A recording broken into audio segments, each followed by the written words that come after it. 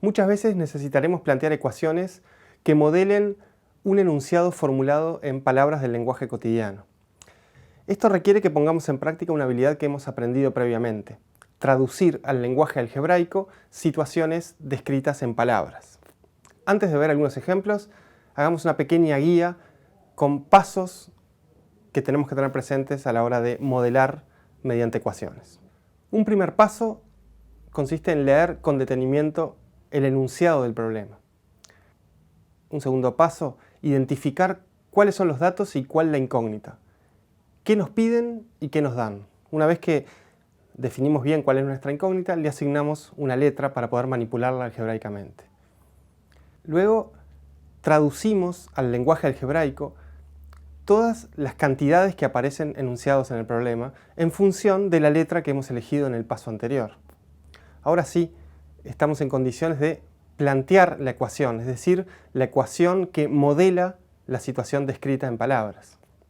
Luego la resolvemos y por último verificamos que la solución hallada es realmente una solución del problema, es decir, cumple con las condiciones y requerimientos del enunciado del problema. Supongamos que un niño le pregunta a su abuelo qué edad tiene y este, quizás para complicársela un poco, le responde en forma enigmática. Le dice: si al doble de mi edad le quitas el triple de la edad que yo tenía hace 40 años, obtendrás la edad que tengo actualmente. Entonces veamos cómo podríamos encontrar la edad del abuelo planteando una ecuación. Es decir, no haciéndolo al tanteo, sino formulando una ecuación siguiendo el enunciado del problema. Primero, decíamos, además de leer con detenimiento la letra, definir cuál es la incógnita. Aquí claramente es la edad actual del abuelo. Le asignamos una letra, por ejemplo, la letra X. Y ahora comenzamos a desglosar en la letra del problema cada cantidad que aparece, la traducimos a su lenguaje algebraico.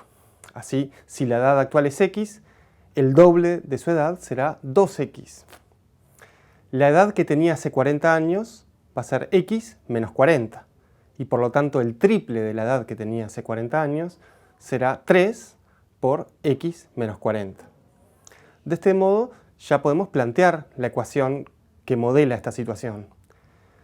Si al doble de la edad le restas el triple de la edad que tenía hace 40 años, eso algebraicamente tiene la expresión 2 por X menos 3 por X menos 40.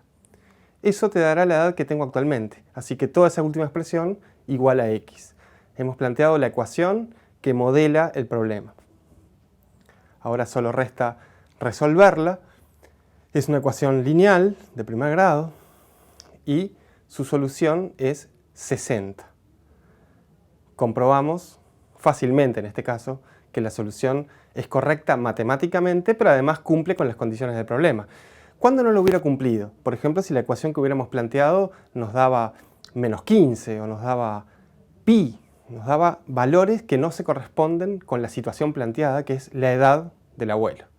Veamos como un segundo ejemplo una típica situación a ser modelada mediante una ecuación. Es un problema de velocidades. Recordemos previamente que si un móvil se mueve a velocidad constante v, entonces en un tiempo t habrá recorrido una distancia d que calculamos mediante la ecuación d igual a v por t. Distancia igual a velocidad multiplicada por el tiempo en las mismas unidades. Supongamos ahora que tenemos una carretera de 100 kilómetros de largo. En esa carretera la velocidad máxima permitida es de 100 kilómetros por hora. Pero en este momento existen en ese camino, en esa carretera, algunos tramos que están defectuosos, están siendo arreglados y por lo tanto momentáneamente cuando uno pasa por esos tramos la velocidad máxima permitida es de 60 kilómetros por hora. Entonces sabemos que un cierto vehículo recorrió los 100 kilómetros en 1 hora 24 minutos, es decir, en 1,4 horas.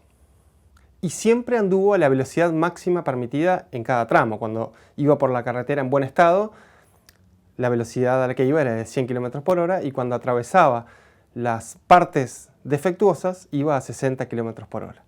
Lo que queremos averiguar es la cantidad de kilómetros en estado defectuoso que tiene la carretera. Entonces vamos a llamarle X a esa cantidad de kilómetros.